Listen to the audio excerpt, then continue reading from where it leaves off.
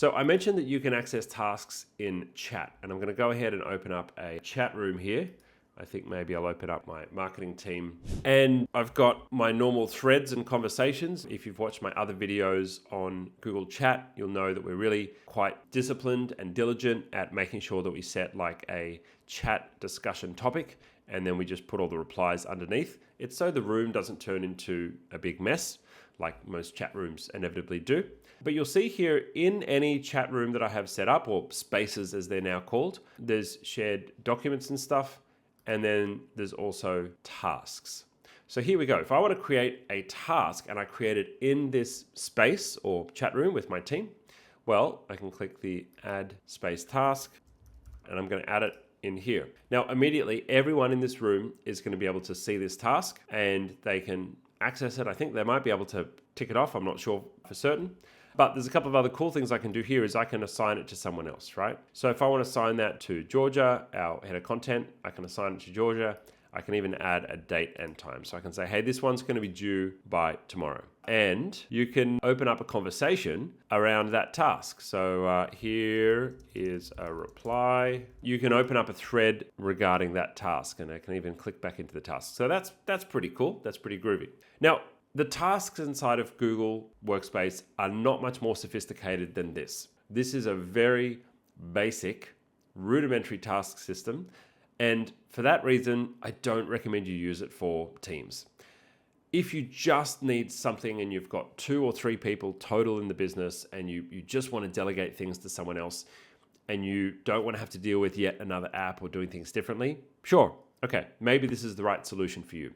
But if you've got more than 3 people, if you need to actually deliver projects, if you want task templates, if you want organization of tasks when you've got a whole bunch of tasks to work on, you're very quickly going to find the limits of Google Tasks. I love Google Tasks for my own stuff. If I've got something that I absolutely must do today, I'll put it on my task list. And then I've got that list of tasks just sitting there ready and waiting for me when I open my calendar. When I open my calendar, you'll see, obviously, anything that I don't get to creates a new recurring reminder every day that there's something that I need to get done. But like any task list, it's easy to become overwhelmed. And so if I have 20 or 30 or 40 tasks here, I'm probably just not going to get to them because I'll end up in overwhelm. Now, my team will delegate tasks to me, but they don't use this system. We use Asana in our business for all of our content production, for all of our customer project delivery, for all of our internal strategy, for all of our performance reporting, employee files. Asana is the life of our business. And that's a phenomenal piece of software which helps me get a lot done. I can open it up and see what are the 5 or 10 pieces of content that I need to review and sign off on before they go out to the channel. But the challenge with a system like that is sometimes if there's 1 or 2 things I really want to get done today, I can get caught up in the whirlwind of all the other stuff that's in Asana if I go ahead and log into that. Now, of course, I can highlight a task, I can make it high priority. There's multiple ways of doing that. But there's something kind of special about going to my calendar and seeing the absolute must-haves sitting on my calendar here. And that's why for some things that maybe are in Asana or in another system, but I absolutely want to get them done, I'll double up and put them on my calendar using Google Tasks. So that's what I use it for. If you're someone who's got another task management system, it'd probably be best for you to use that for most of your stuff. And maybe you just use this for the really important things. Or if you're a small team, no more than 2 or 3 people, you could potentially get away with using this as your primary task management system for you and your team.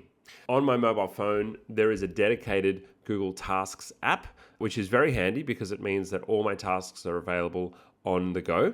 I've got my account logged in here on my phone, and I'm able to see everything on my task lists, including all of the due dates. Of course, if I change or update anything here, it's going to automatically reflect on all my different devices automatically.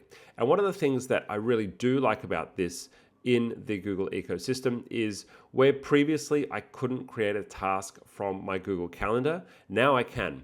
When I'm on the Google Calendar app, all I need to do is click the plus button, and then I can click task, and I can go ahead and create a task from my mobile including a due date and all those kind of things. I tend to spend a lot of time in the calendar app because I do a lot of things on the go, in and out of meetings, in and out of chit-chatting with my team. And if we need to schedule a meeting, I'm straight in the calendar app, and I do that while I'm moving, not necessarily waiting till I'm back at my computer or laptop to go and plug in and redo something else. So I really like the ability to add a task straight from the calendar app. It makes it easy. I can pick the day I want to get it done. And then when I'm back in work mode, sitting in front of my computer, I can then see all of my tasks on my calendar right here. So very useful to have tasks there. Now, I think it's probably a good idea now to maybe test if we're able to add a task to an external room. Let's see if we can do that. I'm going to go ahead and delete some of my tasks here. I'm going to create a fresh space. If I want to make this accessible to people outside my company, I have to remember to tick this box, allow external members to join. So I'm going to do that. And okay, so far looking positive. We have the tasks screen here. There we go. So I'm inviting an external address, and then I'm going to go ahead and sign into chat using that external address. Find the space that I've just been invited to. There we go, external tasks. I'm going to go ahead and join. So I'm now signed in with my personal account. So let's go back to my main business account, and I'm going to go ahead and create a task. So let's create a task in this shared room, right? And then I'll create test task for internal. Okay, now the internal task I'm going to assign to myself, and then the external task I'm going to assign to the other Peter, to outside Peter, and that appears to be working. Well, that's pretty cool. Look at that. All right, so let's go to the external chat here. You can see there's a couple of chat updates that have been made with those tasks there. And let's click through to tasks. Let's see what I can see from my second account. All right, now that's weird. They both say assigned to you. That seems to be a bug because one of them is definitely not assigned to me, but the pictures don't lie. That is so weird that Google would have that bug there. Huh, interesting, maybe because their name is the same. Anyway, but they're definitely assigned to two different accounts. Now what I'm curious about is how does this look on mobile? Because I want to know if this has actually showed up on my mobile account, because if that's the case, then we've solved the issue of not being able to collaborate on tasks. Okay, so right now I'm in my business account, and up the top of my business account, apologies, I don't have my phone plumbed into the computer currently.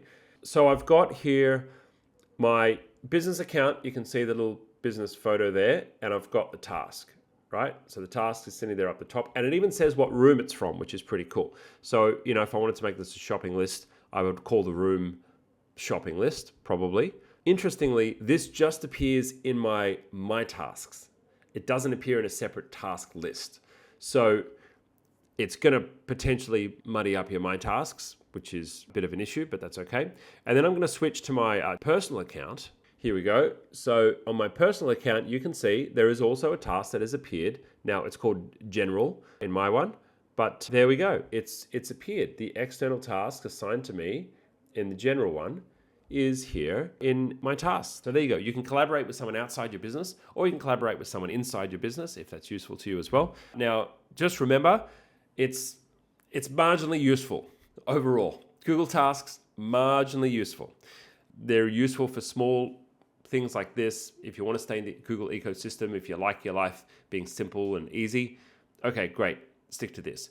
If you want to do anything that's more advanced, more sophisticated in tasking, Gantt charts, timelines, time billing, subtasks, dependencies, any of that kind of stuff, start dates as well as end dates, you got to choose a more sophisticated task management system. We love Asana. Search the channel for Asana if you want to find more videos on Asana. Otherwise, Trello, Monday, ClickUp, Wrike, whatever your flavor is, doesn't matter. I don't really care what you use, but use something in your business. Either Google Tasks if you're a baby business, or if you're growing and scaling, then consider a more sophisticated task platform. If you need more help with what we've covered in this video, itGenius provides support services to businesses all over the world with problems just like this. Click the link below to get started.